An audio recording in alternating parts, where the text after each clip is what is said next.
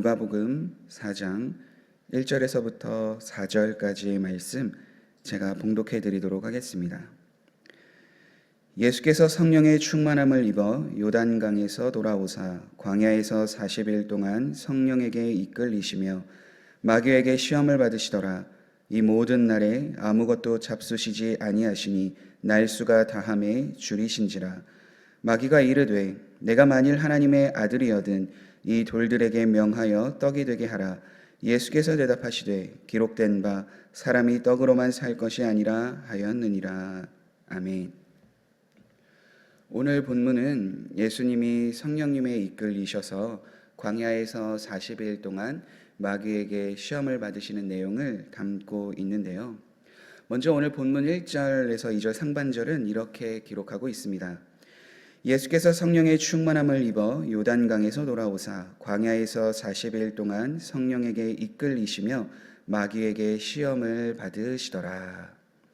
여기 보면 마귀에게 시험을 받으시더라 라고 되어져 있는데 그 앞을 보면 성령님에게 이끌리시며 라는 단어가 포함되어져 있습니다. 우리가 시험에 대해서 많이 들었을 때 크게 두 가지라고 이야기를 하잖아요.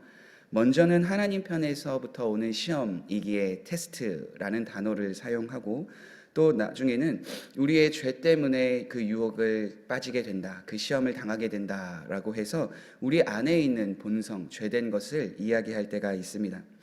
그러니까 앞에서는 믿음의 시련을 통해서 하나님이 인내를 구비하게 하시고 하나님이 우리를 단련시키기 위해서 주시는 시험이다라고 이해를 하는 것이고, 두 번째는 우리가 죄된 본성을 갖고 있기 때문에 그 우리의 죄된 모습으로 인해 시험을 당하게 된다라고 해서 템테이션이라는 단어를 사용하기도 하죠.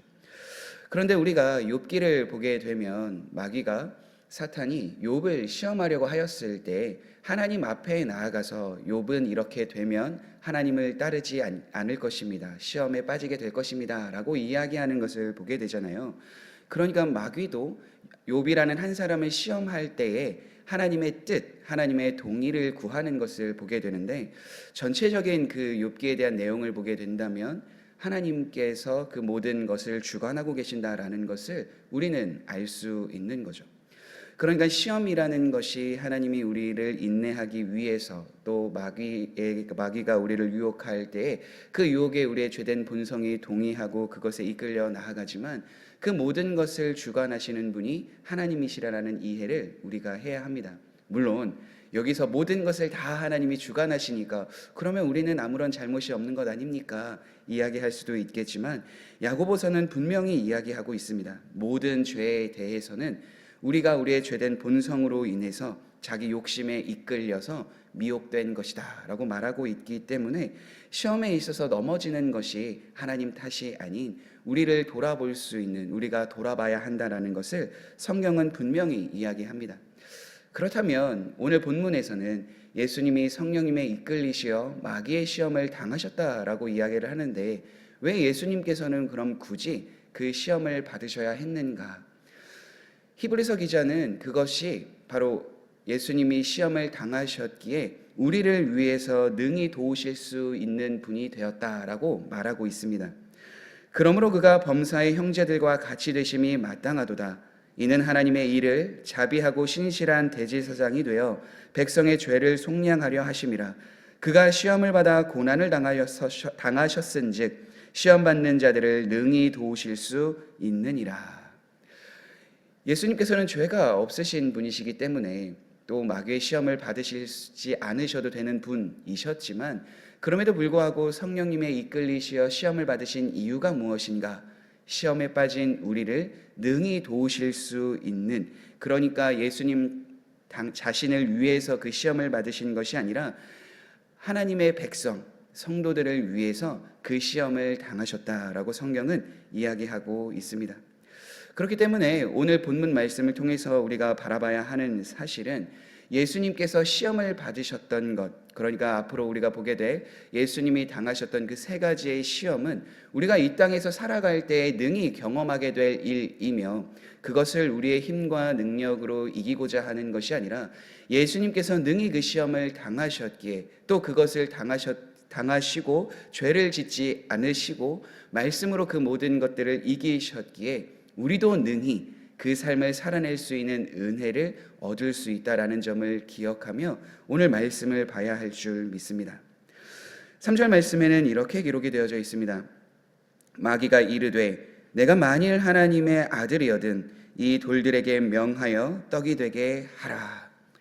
마귀가 이렇게 말할 수 있는 이유는 2절 하반절에 이렇게 기록하고 있기 때문입니다.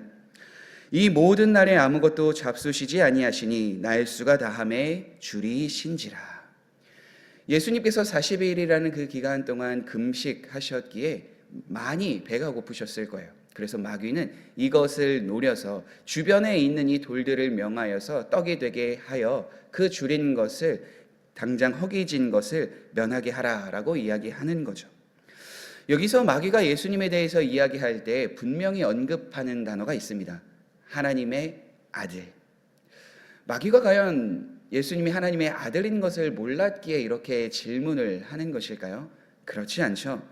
우리가 사복음서를 보게 되면 복음서에서 귀신 들린 사람이 예수님에 대해서 이야기하는 것도 보게 됩니다. 하나님의 아들이요, 왜 당신이 이곳에서 우리를 쫓아내려 하십니까? 당신과 무슨 상관이 있습니까? 하는 대목들이 곳곳 나오는 거죠. 그러니까 귀신도 마귀도 예수님이 하나님의 아들인 것은 분명하게 알고 있습니다. 그런데 왜 이 단어를 이야기하며 이 말을 하며 예수님을 시험하려고 하는 것일까요? 사복음서에 기록된 그 기적 중에 사복음서에서 동일하게, 그러니까 사건을 기록하고 있는 내용들이 많지는 않은데요, 그 중에 하나 유명한 것이 바로 오병이어의 기적입니다. 모든 복음서에 다 기록이 되어져 있는 기적인 거죠. 예수님께서 함께하고 있는 이들이 줄인 것을 보고 떡 5개와 물고기 2마리로 그들의 배고픔을 다 채워주시고 심지어 12광주리가 남았던 기적. 그러니까 하나님의 아들이시기에 가능한 그 기적 아니겠어요? 그래서 마귀가 그것을 말하고 있는 거예요. 하나님의 아들이시니까 당연히 그럴 만한 능력이 있으시니까 이 돌들을 명하여서 당연히 떡이 되게 하실 수 있지 않습니까? 그러니까 떡을 만들어서 그 허기진 배고픔을 채우시는 것 당연히 하실 수 있지 않으셔요? 라고 이야기를 하는 거죠. 물론 우리가 오병이어의 기적에서 보는 것처럼 예수님께서 당연히 그 능력을 행하실 수 있죠. 그런데 오늘 본문에서는 예수님께서 그 능력을 행하시지 않은 것을 보게 되는데요. 4절 말씀입니다. 예수께서 대답하시되 기록된 바 사람이 떡으로만 살 것이 아니라 하였느니라. 왜 예수님께서는 그 능력을 행하실 수 있음에도 불구하고 돌들을 떡으로 만들지 않으셨는가? 그것은 예수님께서 이 땅에 오신 목적, 그리고 예수님께서 이 땅에서 어떻게 살아가셨는지에 대해서 우리가 알면 당연히 예수님께서 이렇게 행하실 수밖에 없다라고 이해하실 수 있습니다. 왜냐하면 예수님께서 이 땅에 오셨을 때에는 예수님 자신의 뜻이 아니라 하나님, 아버지 하나님의 뜻대로 행하시고 살아가셨던 분이시기 때문이에요. 예수님께서 겟세마네 동산에서 자신의 죽음을 앞두고 하나님 앞에 기도하셨을 때 우리는 그 기도를 알고 있습니다. 아버지여, 내 뜻대로 마시옵고 아버지의 뜻대로 하시옵소서. 이것은 그때에만 예수님께서 하나님 앞에 구하신 삶이 아니라 일평생 이 땅에서 살아가셨을 때 예수님 당신의 뜻이 아닌 아버지 하나님의 뜻을 구하며 그 뜻대로 살아가셨기에 가능한 고백이었던 거죠. 예수님께서 오늘 신명기 8장 3절의 말씀을 인용하시며 이야기하시는 것도 동일한 맥락에서 인용하신 거예요. 왜냐하면 이스라엘 백성들이 광야에서 하나님께서 명령하신 가나안 땅에 들어가야 하는데 하나님께서는 그들이 가나안 땅에 들어가는 것, 바로 그 우회하는 그 직선 경로로 가게 되면 그들이 마음이 상해서 어려울까봐 블레셋 지경, 그 지경으로 그 직진으로 하지 않고 좀 우회해서 가나안 땅으로 가시길 원하셨죠. 그런데 가데스 바네아에서 그 땅을 정탐하고 돌아왔던 그 사람들이 무엇이라고 이야기합니까? 자신들은 너무나도 연약한 메뚜기와 같다라는 말을 하면서 우리는 그들과 전쟁하면서 이길 수 없습니다라고 이야기를 하는 거죠.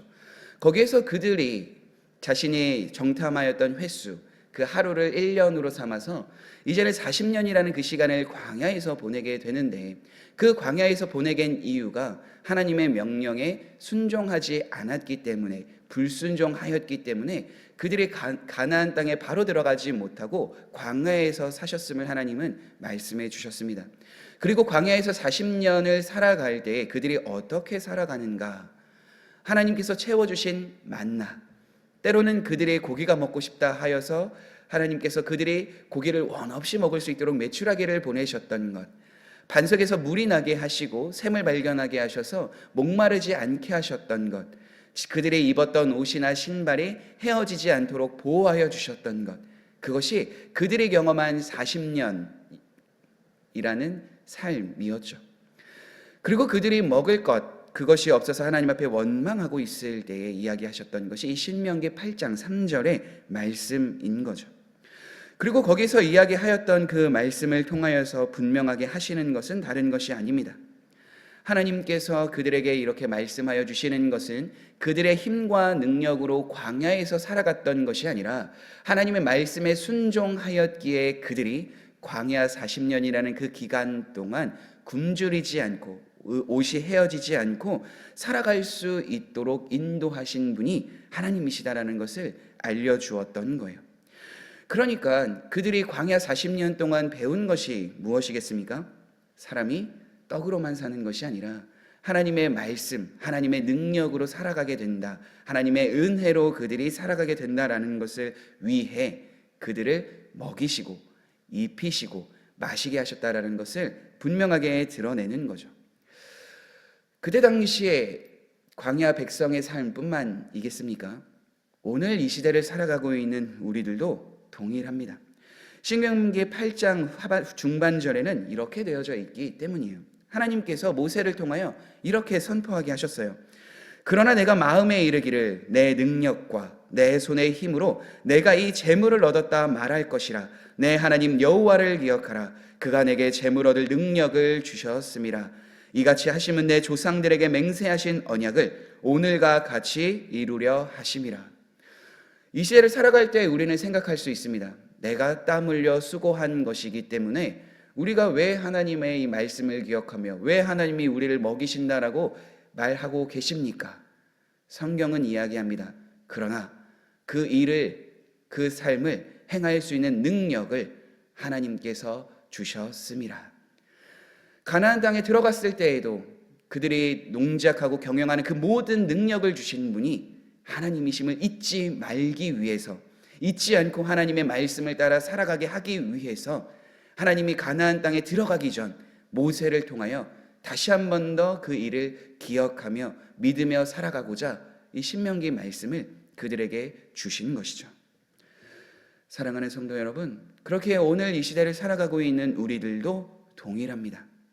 하나님의 말씀, 하나님의 은혜, 하나님의 능력, 그것으로 우리가 살아갈 수 있습니다. 예수님도 동일하게 사람이셨기에 배고픈 것, 굶주린 것, 피곤하신 것, 그 모든 것들을 다 경험하시고 심지어 오늘 본문 말씀 속에서 마귀에게 시험을 받으신 일도 있으셨습니다. 그런데 그 모든 것을 능히 이길 수 있으셨던 건 다른 것이 아닙니다. 하나님의 뜻 안에서 하나님의 말씀의 능력으로 그 모든 일들을 능히 감당하시고 이기셨다면 우리도 동일하게 이 시대를 살아갈 때 하나님의 말씀을 의지하며 하나님의 능력을 구하며 은혜를 구하며 살아갈 때에 마귀에게 오는 시험, 우리의 죄된 본성으로 인하여 죄의 이끌림에 대한 그 모든 것들을 하나하나 이기며 승리하는 삶을 살아가게 되리라 확신합니다. 떡이 없어서, 먹을 것이 없어서 하나님 앞에 원망하는 삶을 살아가기보단 사도 바울이 고백한 것처럼 내가 궁핍함으로 말하는 것이 아니라 어떠한 형편에든지 나는 자족하기를 배우노라 라고 빌립보서 성도들에게 이야기하는 것처럼, 고백하는 것처럼 이 고백으로, 이 삶으로 우리가 살아가야 될 줄 믿습니다. 물론 반대로 우리에게 많은 것을 하나님께서 허락하실 수도 있죠. 그때에는 그 많은 것들을 나만을 위해서 사용하라라고 주신 것이 아니라 다른 사람을 섬기고 다른 사람을 위해서 많은 부를 허락하여 주셨음을 우리는 또한 기억하며, 물질이 우리에게 능력이 되는 것이 아니라 하나님의 말씀이 능력이 되어 우리가 살아가는 것임을 잊지 않고 하나님 앞에 나아가는, 하나님 앞에 서시는 우리 모든 성도님들 되시길 간절히 소망합니다. 우리 함께 기도하시겠습니다. 그렇습니다. 우리가 이 땅을 살아갈 때에 예수님께서 시험 받으신 것을 기억하며 우리도 하나님의 뜻, 하나님의 은혜 속에 우리의 본성이 아니라 하나님의 말씀으로 살아가는 우리 모든 삶이 되게 하여 주옵소서. 하나님의 말씀, 그 능력으로 살아가는 삶이 무엇인지를 하나님을 믿는 성도들을 통하여 드러내기를 원하시는 하나님, 오늘 우리도 마음에 결단하며 말씀으로 살아내는 우리 모두가 될 수 있도록 이 오늘 주신 말씀을 붙들고 살아가게 도와 주옵소서. 말씀의 능력을 경험하며 살아가는 오늘 하루 우리의 일평생이 되게 하여 주옵소서. 예수님의 이름으로 기도드립니다. 아멘.